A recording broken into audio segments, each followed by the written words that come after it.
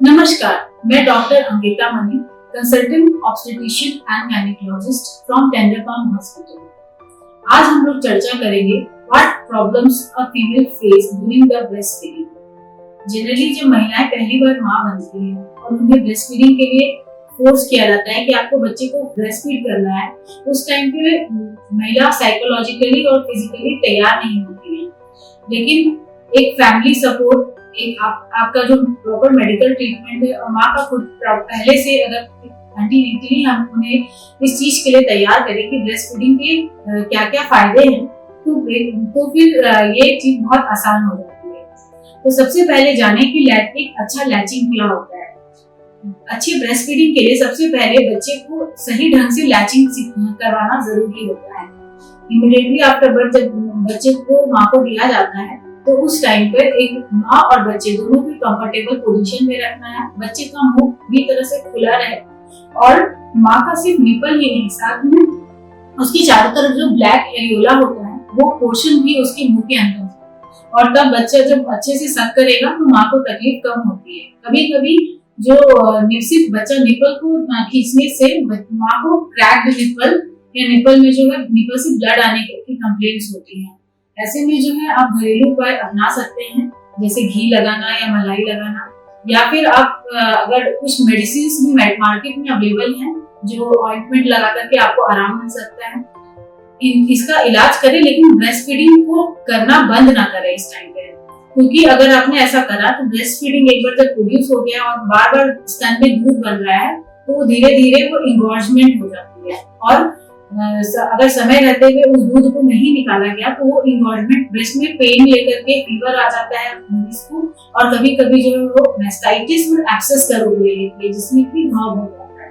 और अगर ये घाव बन गया तो फिर इसे सर्जरी द्वारा इंसिजन एंड ड्रेनेज प्रोसेस के थ्रू चीरा लगा करके उस पस को ड्रेन करना होता है, जिसकी वजह से जो है माँ को बहुत तकलीफ होती है। इसलिए अगर आप पहले से एक अच्छी लैचिंग करेंगे और बच्चे को सही ढंग से फीड कराएंगे तो आपको ये सारी प्रॉब्लम्स नहीं आएंगी। ब्रेस्ट फीडिंग कराने के बाद आपका बच्चा सही से ब्रेस्ट फीड कर रहा है और सही अमाउंट में लेकर रहा है, ये कैसे जानेंगे? तो इसके लिए बच्चा एक तो है कि ब्रेस्ट फीडिंग के बाद भरपूर मात्रा में नींद लेगा, वो आफ्टर ब्रेस्ट फीडिंग बहुत नहीं रोएगा, वो सेटिस्फाइड रहेगा, खेलेगा और एडिक्वेट अमाउंट में यूरिन पास करेगा। मतलब उसके जो डायपर्स हैं वो अच्छे से दिन भर में गीले होंगे। इसका मतलब है कि ब्रेस्ट फीडिंग सही ढंग से हो रहा है। अब हम लोग ये भी जाने कि मतलब ब्रेस्ट फीडिंग की क्या एडवांटेजेस होते हैं। ब्रेस्ट फीडिंग माँ और बच्चे दोनों के लिए ही बहुत ज्यादा फायदेमंद होता है। प्रेगनेंसी में जब आपका वजन बहुत ज्यादा बढ़ जाता है तो ब्रेस्ट फीडिंग ही एक ऐसा तरीका है जिसमें आप बिना एक्सरसाइज के अपने around 8 to 10 kgs of weight को शेड आउट कर सकते हो विदाउट डूइंग एनी वर्कआउट और एक्सरसाइज। दूसरा है कि वो आपको carcinoma ovary and carcinoma breast से भी बचाता है। मदर और बेबी के बीच में एक बॉन्डिंग क्रिएट हो जाती है। साथ में नेचुरल कॉन्वर्सेशन का ये बेस्ट मेथड है, क्योंकि एक do exclusive breast feeding for 6 months तो आपको किसी भी तरह के कॉन्वर्सेशन लेने का कोई जरूरत नहीं है। इस बीच में आप नेचुरली प्रेगनेंसी कंसीव नहीं कर सकते। तो ये सारी एडवांटेजेस माँ के लिए है, और बच्चों के लिए तो ब्रेस्ट फीडिंग इससे भी ज्यादा एडवांटेजेस है, क्योंकि एक बच्चे के लिए एक संपूर्ण पौष्टिक आहार होता है ब्रेस्ट मिल्क से जो है बच्चों को इम्यूनिटी भी मिलती है। उनको फ्यूचर में एडल्टहुड में जाके ओबेसिटी यानी मोटापे का शिकार नहीं होते हैं। बाद में उन्हें फ्यूचर में कोई metabolic syndromes like obesity, cardiovascular diseases, इन सब का, डायबिटीज, सारे का खतरा कम होता है।